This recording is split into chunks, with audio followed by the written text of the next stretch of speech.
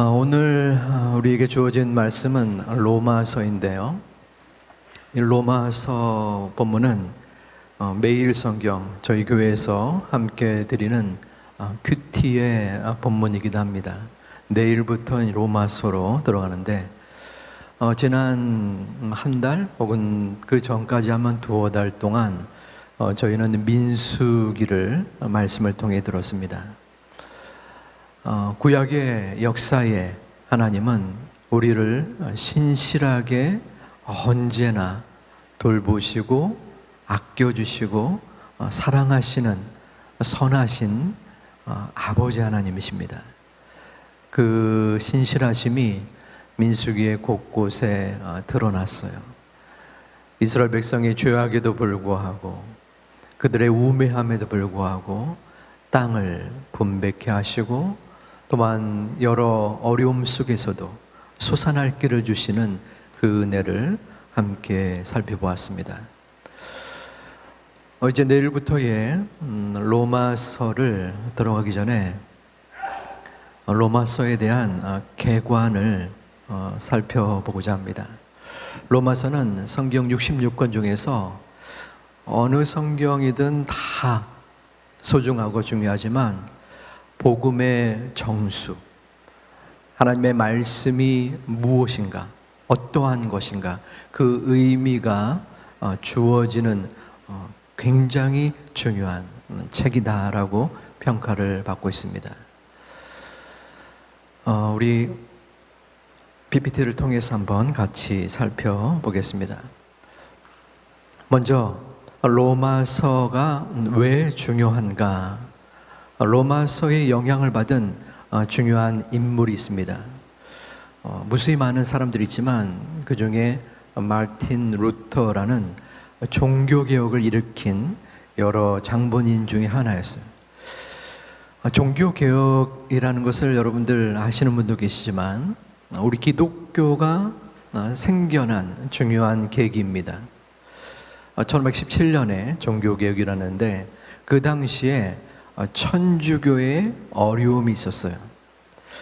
한번 생각해 보시기 바랍니다. 교회와 성당에 중요한 차이점이 몇 개 있는데 교회에 없는 게 성당에는 있어요. 뭘까요? 고해성서. 그것도 맞습니다. 여러 가지가 있는데 고해성서 아주 잘 맞추셨어요. 또 있습니다. 여기저기서 다 나오는데요.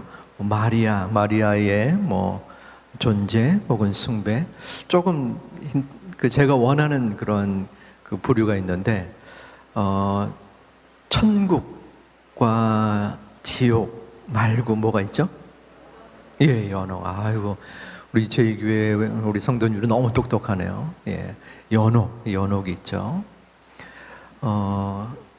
김연옥, 노연옥 그런 연옥이 아니고 연옥이라는 천국과 지옥의 중간에 해당되는 장소, 공간이 있다는 거예요. 자, 그러면 연옥에 있는 사람들은 천국에 갈 수 있나요? 없나요? 이거는 딱 안 나오네요. 천국에 갈까요? 못 갈까요? 못 가요? 한번 손 들어볼까요? 갈까요? 뭘까요? 군대나 어떤 직장에서 그 배치받는 정식의 부서에 가기 전에 대기하는 장소가 있죠. 대기하는 기간이 있습니다. 이 연옥은 그러한 대기 장소라고 이해하시면 됩니다. 천국에 갈 수 있는 수준인데 못 가는 거예요. 인간의 죄로 말미암아. 그런데 그 천국에 갈 수 있는 어떻게 하면 천국에 갈 수 있을까요? 연옥에 있는 사람이 천국에 갈 수 있는 수준이 돼요. 근데 그것을 이루기 위해서 뭔가 조치가 있어야 됩니다. 말씀하시긴 하는데 이 땅에 사는 사람들, 가족의 기도가 있어야 돼요. 예를 들어서 우리 어머님이 천국에 갔다 못 갔다, 갔을까 못 갔을까 마음속이 궁금한 거예요. 걱정이 되는 거예요. 그럴 때에 그 어머니를 위해서 기도를 열심히 하면은 그 기도에 힘입어서 천국에 간다는 거예요. 그리고 또 이 당시에, 종교개혁 전의 당시에 면죄부라는 것을 발매했습니다. 바로 이 면죄부가 돈을 가지고 이 면죄부를 사면은 그 연옥에 있는 우리의 가족이 천국으로 올라갈 수 있다는 거예요. 야, 얼마나 대단해요. 여러분들 사겠습니까? 안 사겠습니까? 네, 사죠. 그런데 이것은 성경의 가르침과 어긋납니다. 그리고 이것을 팔았던 그 중요한 숨겨진 비밀은 비밀이라고 할 것도 없지만, 그 당시 여러분들 유럽에 이렇게 텔레비전이나 보면은 아주 엄청난 그 성당 있잖아요. 진짜 몇백 년을 걸려서 제작하고 만들고 수리하고 돈이 얼마나 들어갔겠습니까? 그 당시 베드로 성전을 착공하고 짓는데 돈이 없는 거예요. 그래서 그 비용을 마련하고자 이 면죄부를 판매한 것입니다. 그 광경을 보면서 믿음의 사람들이 얼마나 마음속에 안타까웠겠습니까? 이건 아닌데. 그러면서 켈빈이나 루터나 이 소위 종교 개혁자들이 분을 일으키고 말씀을 증거한 거예요. 이 루터는 당시의 신학교 교수였습니다. 말씀을 증거하는데 이 로마서의 말씀을 전하는 거예요. 오직 의인은 믿음으로 말미암아 사는 것입니다. 이 땅에 행위로 사는 것이 아니에요. 믿음이 행위로 이루어진다는 것은 바로 이 면죄부로 귀결되는 것입니다. 천국에 가는 것이 면죄부에 살 수 있는 돈이 있느냐, 열심을 내느냐에 해당하는 것이잖아요. 그것은 우리의 행동입니다. 하지만 믿음은, 구원은, 천국은 바로 믿음으로 이루어진다라는 말씀이 이 루터에게 주어졌습니다. 또 하나의 인물은 칼 바르트예요. 칼 바르트는 우리 일반 성도님들이 익숙한 인물은 아닙니다. 자유주의 신학자예요. 아주 신학을 배우는 입장에서는 유명한데요. 자유주의 신학을 여러분들 알기는 하겠지만 우리 교회는 두 가지로, 그러니까 자유주의 신학의 반대는 보수주의, 개혁주의 신학인데 우리는 자유주의 쪽일까요? 개혁주의 쪽일까요? 헷갈리신 분도 계시는데 자유 얼마나 좋습니까? 자유주의 쪽에 서고 싶은 분도 계실 텐데 인간의 자유를 의미하는 것이 아니라 신앙에서도 인간의 이성을 우선시 여기는, 인간의 이성으로 이해되는 것만 믿음으로 받아들이는 것이 자유주의 신학이에요. 그러므로 우리는 자유주의가 아니라 성경주의, 보수주의, 개혁주의라고 할 수 있죠. 자유주의 신학은 우리들이 받아들이기는 너무나 어색하고 멀리 있는 신학입니다. 예를 들어서 예수님이 물 위를 이렇게 걸어가시잖아요, 성경에. 그것을 우리는 믿습니다. 그런데 한편 생각해 보면 믿는 게 이상하지 않나요? 어떻게 예수님이 물 위를 걸어가시는가? 교회 밖의 사람들에게는 그렇죠.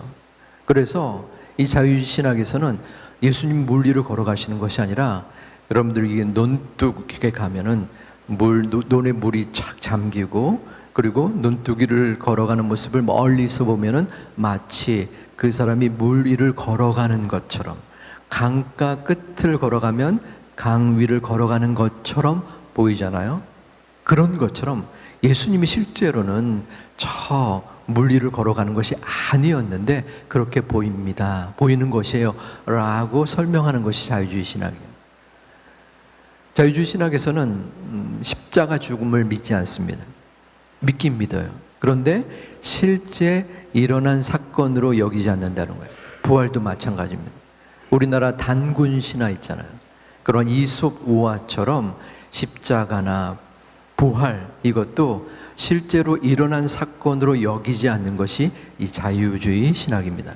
칼 바르트가 바로 이 자유주의 신학의 맨 앞장에 섰던 사람이에요. 그런데 제1차, 2차 세계대전이 그 당시에 터졌습니다. 칼 바르트의 마음속에는 인간의 이성을 가지고 살아가면은 하나님의 나라가 실현되고 또한 믿음의 모습이 보여질 텐데, 그 당시 교회 다니는 사람들이 전쟁에 찬성을 하고 그리고 전쟁으로 인하여 수없이 많은 사람이 죽는 것을 보고서 인간의 능력은 한계가 있구나 하면서 이 로마서의 말씀을 연구하고 또한 책으로 내므로써 바로 복음에 대하여 온전한 회심이 이루어집니다. 자유주의 신학에서 성경으로 돌아간 거지요. 그래서 이 바르티의 이 로마서 강해의 책을 보고 후대의 사람들은 자유주의 신학자들의 놀이터에 떨어진 폭탄이다라고 이 저서를 높이 평가했습니다. 이런 것처럼 이 로마서는 그 수없이 많은 복음의 정수로서의 가치가 있지만 그 후에 믿음의 사람들에게 복음을 증거하는 보석과 같은 책이다라고 평가받습니다. 자, 그러면 두 번째, 이 로마 교회. 이 로마서는 로마 교회에 준 편지 글이거든요. 로마 교회는 누가 세웠는가 한번 살펴볼 필요가 있습니다. 자, 사도 바울이 여러 교회를 개척을 했습니다. 그 소아시아 지역의 수많은 교회를 개척했는데 로마 교회도 사도 바울이 개척한 교회가 아닌가라고 생각할 수 있는데 그렇지 않아요. 로마 교회는 사도 바울이 개척한 교회가 아니라 예루살렘에서 베드로의 설교를 듣고 은혜를 받은 사람이 로마에 가서 세우지 않았나라고 많은 학자들이 생각을 합니다. 그래서 사도행전 2장 5절은 이런 말이 있습니다. 그때의 경건한 유대인들이 천하 각국으로부터 와서 예루살렘에 머물러 있더니 예루살렘에 머물다가 은혜를 받고 복음을 듣고 로마에 가서 로마 교회를 세운 것이죠. 아마 로마서를 쓰기 10년 전부터 이 로마 교회가 세워졌다라고 여겨집니다. 자, 그러면 로마서가 언제 작성이 되었는가? 로마서는 주후 55년 혹은 56년 즈음에 쓰여졌습니다. 로마서가 쓰여진 그 장소는 고린도였어요. 고린도에서 사도 바울이 3차 선교 여행 때 3개월 동안 머물면서 집필을 했습니다. 다른 빌립보서, 골로새서 여러 서신서보다 이 로마서는 굉장히 논리적이에요. 그래서 복음에 대하여 정확하게 알기 위해서는 이 로마서를 보시면 참 좋습니다.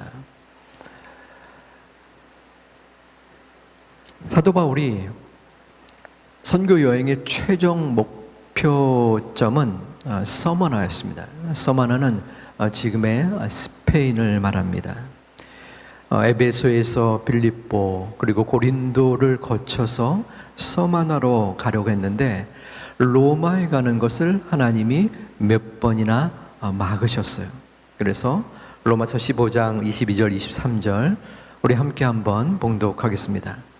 그러므로 또한 내가 너희에게 가려 하던 것이 여러 번 막혔더니 이제는 이 지방에 일할 곳이 없고 또 여러 해 전부터 언제든지 서바나로 갈 때에 너희에게 가기를 바라고 있었더니. 아멘. 자, 로마를 방문하려 했어요. 로마에 가서 복음을 증거하려 했는데 하나님께서 그 길을 막게 되자 이 사도 바울은 고린도에 머물면서 이 로마서를 쓰게 된 것입니다. 그리고서 이 베베라는 그 동역자를 보내서 이 편지를 로마 교회에 전달시킵니다. 16장 1절에서는 내가 겐그라 교회의 일꾼으로 있는 우리 자매 베베를 너희에게 추천하노니라고 되어 있습니다. 자, 그러면 로마서의 수신자, 로마서를 받는 사람, 그리고 그 당시 교회에 문제가 있었습니다.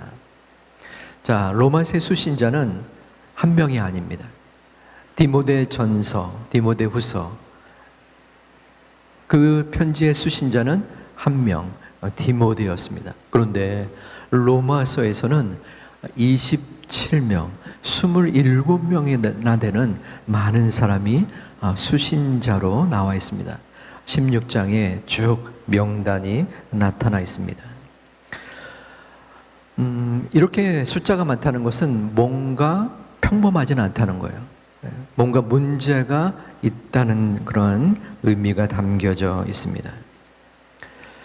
자, 이 로마 교회의 문제점의 핵심에 보면은 예배를 따로 드렸습니다. 분리가 되었어요. 조금 이따가 좀 더 자세하게 설명할 텐데 유대인과 이방인이 나누어서 예배를 드렸습니다. 서로 반목했습니다. 옛날 미국 혹은 여러 선진 국가들의 노예가 있었죠. 노예 흑인과 백인이 같이 공부를 하지 않는, 같은 건물에 기거하지 않는 것처럼 이 유대인파, 이방인파, 그리고 주인파, 노예파 이런 식으로 갈려져서 예배를 드렸고 그것이 로마 교회에 큰 문제가 되었었어요. 자, 로마서의 시대적 배경을 연이어서 볼 텐데요. 문제점이랑 연결이 됩니다. 로마의 3대 황제, 세 번째 황제 칼리굴라가 그 당시에 적대 세력 그리고 경호원에 의하여 살해를 당하게 됩니다. 그런데 그때에 이 클라우디우스라는 그 황제 이전에 왕족이 그 옆에 숨어 있었어요. 근데 그 광경을 보고서 소리를 내어서 발각이 되었습니다. 근데 이 클라우디우스의 육체는 장애가 있었습니다. 그러므로 황제에 등극하기 또 황제로 일하기에 어려움이 있었던 것이에요. 하지만 그 당시 적대 세력은 이 클라우디우스를 황제로 세웁니다. 왜냐하면 똑똑한 사람 그리고 자신들을 지배하려는 사람보다는 차라리 장애가 있고 사람들이 인정치 않는 사람을 황제로 세워서 그 모든 것을 좌지우지하려 한 그런 목적이 있었기 때문입니다. 자, 그런데 그 후에 유대인 사이에서 내란이 일어났습니다. 여기서 내란이라는 것은 내부의 전쟁이라는 것이 아니라 내부의 갈등 또한 서로 간의 분쟁이라는 것이에요. 복음이 증거되면서부터 그리스도교가 전파되었고 하나님을 믿는 유대인들 사이에서 그리스도의 존재를 마음으로 믿기 시작했어요. 그런 가운데 예수가 그리스도시다라는 새로운 분위기, 새로운 가르침. 무슨 소리냐? 예수가 무슨 하나님의 아들이냐? 우리는 오직 하나님만 섬기게 된다라는 유대교 사이에서의 분쟁이었습니다. 그런데 이 로마 교회는 원래부터 유대교가 지배하고 있었던 땅입니다. 그러므로 유대인들이 모든 것을 다 장악하고 또한 진행함으로써 혼동과 어려움이 생겼어요. 그 당시에 클라우디우스가 황제로 들어선 후 이러한 유대인들을 배격하고 또한 그리스도교를 세우는 입장에 서 있으면서 엄한 명령을 내립니다. 로마에 있는 모든 유대인들을 다 추방해라. 엄청난 시대적인 차이가 생기게 되는 것입니다. 그러니까 유대인들이 물러가게 되었어요. 쫓겨나게 되었어요. 그러면 예를 들어 볼게요. 우리 제2교회에서 어떠한 예배를 담당하는 또 직분자들이 다 어떠한 사유로 교회에서 나가게 되었습니다. 그러면 그 역할을 교회 초신자나 경험이 없는 분들이 맡게 될 수밖에 없겠죠. 그러니까 야 어떡하지? 우왕좌왕하면서 야 네가 설교해, 네가 성가 지휘해, 네가 찬양대 하는 상황들이 생기게 되었습니다.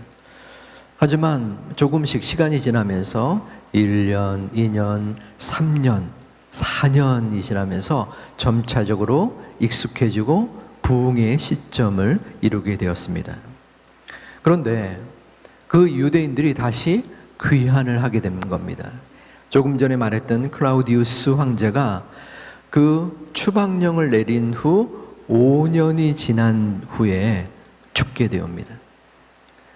그 뒤를 이은 네로 황제가 그 전 황제의 여러 치적들 또한 명령들을 살펴보다가 그 추방력을 철회하는 거예요.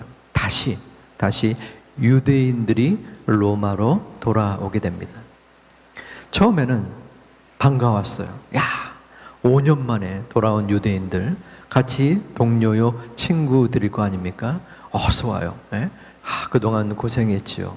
우리 함께 하나님의 교회를 세웁시다 하면서 반가움의 모습을 갖게 됩니다. 하지만 그들이 음식을 먹을 때에 서로 간에 갈등의 요소가 생깁니다. 이방인들이 돼지고기를 먹는 거예요. 그러니까 유대인들이 돼지고기를 먹다가 퇴퇴 하면서 음식을 거부하게 됩니다. 이방인과 식사를 하다가 유대인들이 온다는 소식을 듣고 도망하는 베드로의 모습도 보이게 됩니다. 그러므로 이 유대인들과 또 이방인들과의 관계 속에서 여러 갈등의 요소가 생겨나게 됩니다. 서로 반목을 하게 되는 것이요. 조금 전에 로마의 교회의 어려움의 요소, 이방인파, 유대파, 주인파, 노예파처럼 갈등의 요소가 이루어집니다. 그래서 로마서 14장 15절 17절에는 만일 음식으로 말미암아 내 형제가 근심하게 되면 이는 내가 사랑으로 행하지 아니함이라. 그리스도께서 대신하여 죽으신 형제를 내 음식으로 망하게 하지 말라. 우리가 형제인데 음식 때문에, 음식에 먹는 차이 때문에 책망하고 거부하고 분열하는 모습을 사도 바울이 이 로마서에 쓴 것입니다. 하나님의 나라는 먹는 것과 마시는 것이 아니요 오직 성령 안에 있는 의와 평강과 희락이다라고 이야기를 하고 있습니다. 자, 이러한 시대적 배경 속에서 바울의 진단, 처방이 있습니다. 조금 전에 로마 교회는 서로 분열했다고 했죠. 그 모습을 보고 안타까웠어요. 그 광경을 머릿속에 두고서 편지를 쓴 거예요. 야, 어떻게 유대인들과 이방인들이 서로 반목을 하는가? 음식 먹는 걸 가지고 그렇게 서로 비난할 수 있는가? 그러면서 로마서 1장 1절에 우리 함께 봉독해 보겠습니다. 예수 그리스도의 종 바울은 사도로 부르심을 받아 하나님의 복음을 위하여 택정함을 입었나니. 자, 예수 그리스도의 종 바울은 자기 스스로를 소개하기를 종이라고 소개하고 있습니다. 이 종이라는 편지의 소개는 로마서, 빌립보서, 디도서 요 세 부분밖에 없습니다. 그 중에 처음 소개한 글이 바로 로마서입니다. 왜 종을 일부러 여기 썼을까요? 종은 앞장서서 자신을 드러내고 과시하는 존재가 아니지요. 둘로스, 종, 이것은 노예라는 말입니다. 종은 주인의 명령에 복종하는, 섬겨야 되는 존재입니다. 그러므로 자기 잘났다고 떠드는, 내가 믿는 그러한 믿음이 온전한 믿음이다 라고 말하는 유대인, 헬라인들 앞에서 아니다, 섬겨야 된다, 내가 바로 섬기기 위한 예수 그리스도의 종이다. 종은 스스로 할 수 있는 존재가 아닙니다. 그 역할의 모습을 지금 사도 바울이 증거하고 있는 것입니다. 자, 그러면서 죄에 대한 부분을 이야기를 해요. 첫 번째는 이방인들 향해서 너희가 죄인이다. 로마서 1장 29절에 굉장히 많은 죄가 드러나죠. 중요한 부분이니까 그래도 같이 다시 한번 봉독하겠습니다. 곧 모든 불의, 추악, 탐욕, 악의가 가득한 자요, 시기, 살인, 분쟁, 사기, 악독이 가득한 자요, 수근수근하는 자요, 비방하는 자요, 하나님께서 미워하시는 자요, 능욕하는 자요, 교만한 자요, 자랑하는 자요, 악을 도모하는 자요, 부모를 거역하는 자요, 우매한 자요, 배약하는 자요, 무정한 자요, 부자비한 자라. 자, 이방인들에게 이 죄악의 세밀하고 구체적인 말씀을 사도 바울은 증거하고 있는 것입니다. 이 이야기를 들은 유대인들이 얼마나 마음이 통쾌하겠습니까? 야, 역시 사도 바울 유대인 맞구나. 당신이 말하는 것이 옳소이다. 저 이방인들은 온전하지 못해서 저토록 죄악을 많이 저지르는 존재, 통쾌하다, 그러한 생각을 가졌을 것 같아요. 그런데 사도 바울은 이번에는 유대인의 죄를 지적합니다. 로마서 2장 1절에 그러므로 남을 판단하는 사람아, 하나님을 온전히 믿고 율법을 준수하였다고 해서 이방인들을 판단하고 사람들을 지적하는 그 죄악을 지니고 있다는 것입니다. 그러므로 사도 바울의 그러한 지적은 모두 다 죄인이라는 거예요. 모든 사람이 죄를 범하였음에 하나님의 영광에 이르지 못하더니. 그래서 이 로마서의 가장 핵심의 주제는 바로 이신칭의 믿음으로 말미암아 사는 것입니다. 이 땅에는 의인은 하나도 없다. 의인은 없고 오직 하나님의 복음만이, 믿음만이 그 하나님의 의를 이룰 수 있다는 이 로마서의 핵심 주제로 이루어지는 것입니다. 그래서 이제는 율법 외에 하나님의 한 의가 나타났으니 율법과 선지자들에게 증거를 받은 것이라.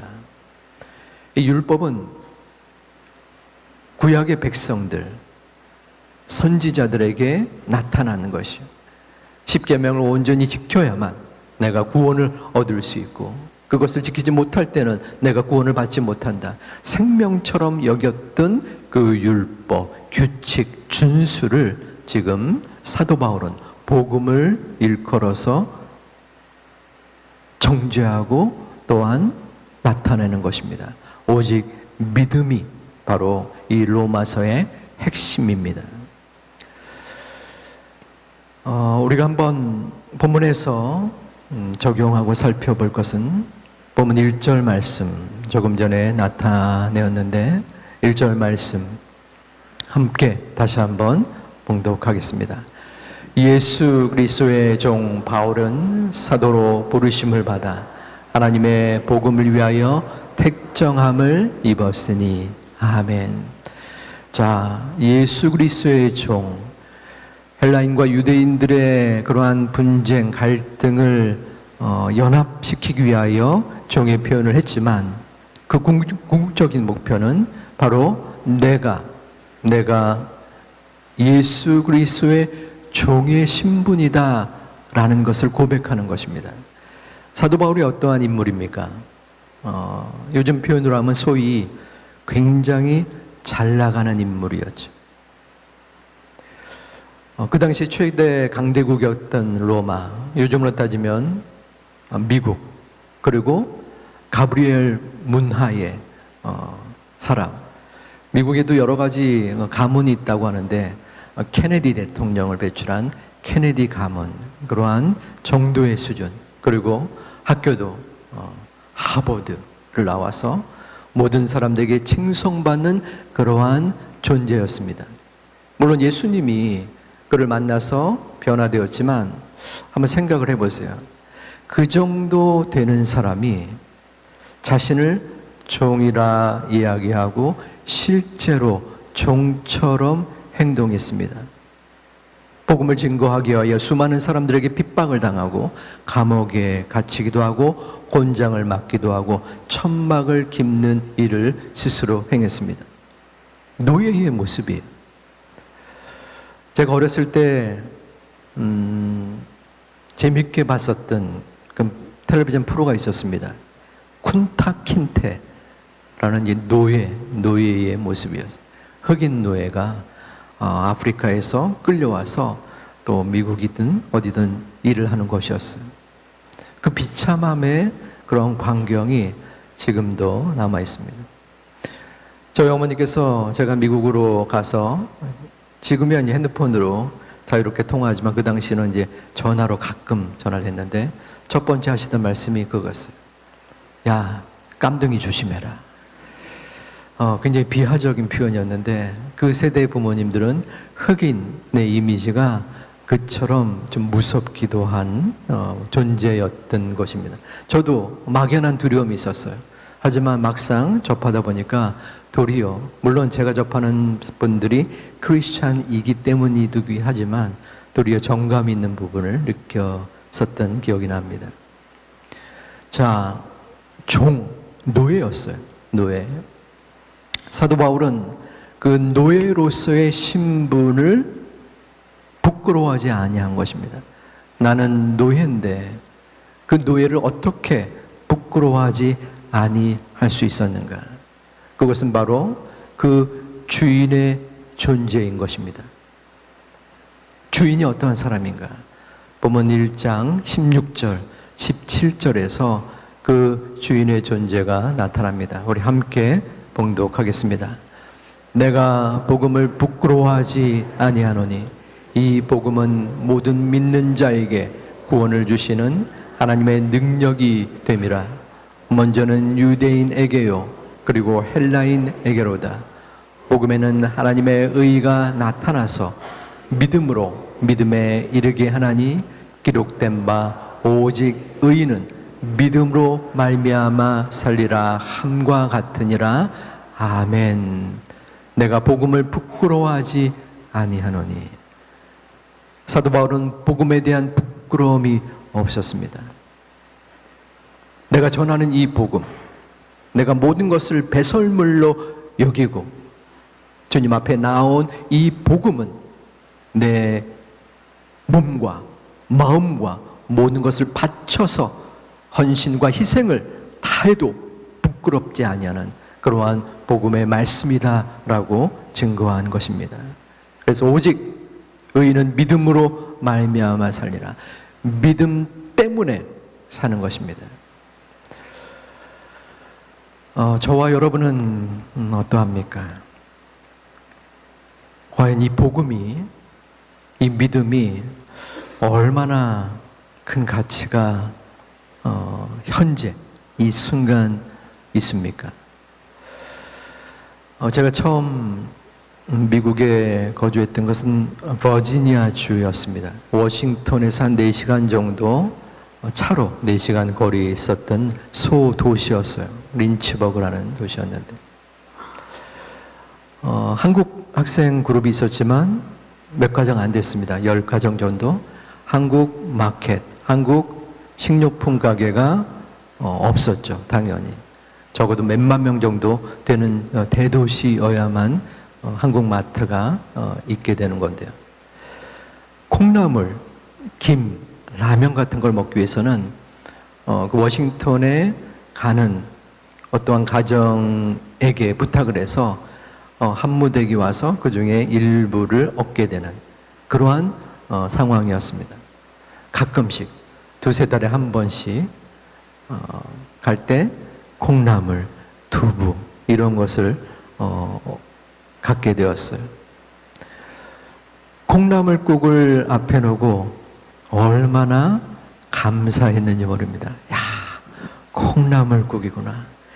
김 하나를 반 개로 쪼개서 먹었습니다. 라면을 먹으면서 눈물을 흘릴 것을 굉장히 억지로 참았던 기억이 납니다. 그러다가 저희가 필라델피아로 학교 때문에 옮기게 되었어요. 거기는 수만 명이 있어서 한국 마트가 두세 개 있었습니다. 아주 크진 않았지만. 가니까 뭐 한국 음식 조금 비싸긴 했지만 막 가득 찼었어요. 가득 찼고 거기서 만족하면서 또 몇 달을 지내는 가운데 한국 마트가 조금은 비좁더라고요. 그 당시 이제 월마트라는 미국의 마트는 굉장히 넓어서 이동하기도 좋았는데 어느 순간 제 입술에서 이거 한국 마트가 좀 좁네 하는 그러한 이야기가 나왔습니다. 제 아내가 옛날에 초심을 잃었다고 얘기를 하더라고요. 콩나물 하나만으로도 만족했던 그 마음이 조금의 시간이 지나면서 지금은 콩나물 하나만으로 만족하지 않습니다. 콩나물보다 더한 것도 조금 부족하다라고 느낄 때도 있는 듯합니다. 이전에 우리들의 부모 세대는 물품 하나가 부족해서 연필 하나도 아껴 썼던 시대가 됐다면 지금의 세대들은 너무나 풍족해서 볼펜 연필이 수두룩 쌓여 있는 모습을 바라봅니다. 어쩌면 복음이, 구원이 우리에게 너무 많은 물품의 홍수 속에 있는 그 어떤 것인지 모르겠습니다. 그것은 저에게도 해당됩니다. 아버지 하나님, 믿음 때문에 사는 고백하는 사도 바울의 고백이 나에게는 너무나 반복되어서 지극히 당연한 것으로 그저 너무나 많이 축적되어서 있어도 그만 없어도 그만 나의 삶 속에 플러스되는 한낱 내 생활의 편리함으로 주어지는 모습이 있지는 않은지요. 복음 때문에 사도 바울은 내가 예수 그리스도의 종으로서 아무런 부끄러움이 없다고 증거하고 있는 것입니다. 우리들은 이 땅을 무엇 때문에 살아갑니까? 물론 우리에게 주어진 삶의 모습들이 있습니다. 자녀들이 있고 가족들이 있고 내가 열심히 살아야만 생존할 수 있는 이 땅의 분주함과 또한 압박감이 분명히 있습니다. 그러나 우리는 분명한 것은 오늘 말씀은 오직 의는 우리의 의가 아니라 하나님의 의가 우리에게 가득 참으로써 그 의는 믿음으로 살리라. 믿음 때문에 사는 것입니다. 믿음을 가지고 사는 것입니다. 이 땅을 살아가면서 여러 삶 속에 문제와 어려움과 눈물과 고통이 있지만 믿음으로 사는 우리 제2가족들이 되시기를 주님의 이름으로 축원드립니다. 믿음이, 복음이, 말씀이 우리 가운데 있다면 내 삶의 곤고함과 환난과 핍박과 눈물이 순간순간 우리를 넘어뜨리고 우리를 애달프게 할지라도 다시 한번 회복되어 나갈 수 있는 것입니다. 우리가 예수 그리스도의 종인 것을 인정하고 받아들인다면 말입니다. 우리는 종입니까? 우리는 노예일까요? 우리는 의젓하고 점잖게 남들에게 인정받으며 살고 싶어 하진 않습니까? 종처럼 살고 싶은 사람은 아무도 없을 것입니다. 노예의 신분. 그러나 하나님 앞에서 우리는 아무런 자랑할 것이 없는 노예입니다. 그런데 그 노예, 결박되어지고 자신의 것이 없고 아무런 자유도 없고 오직 주인만을 위하여 살아가는 그 존재 인생인 그 노예가 사도 바울은 기쁨이 되었다는 것입니다. 나에게 부끄러움이 없고 복음에 빚진 자이다. 오직 의인은 믿음으로 말미암아 살리라 라는 고백과 편지의 글을 바울은 보여주고 있습니다.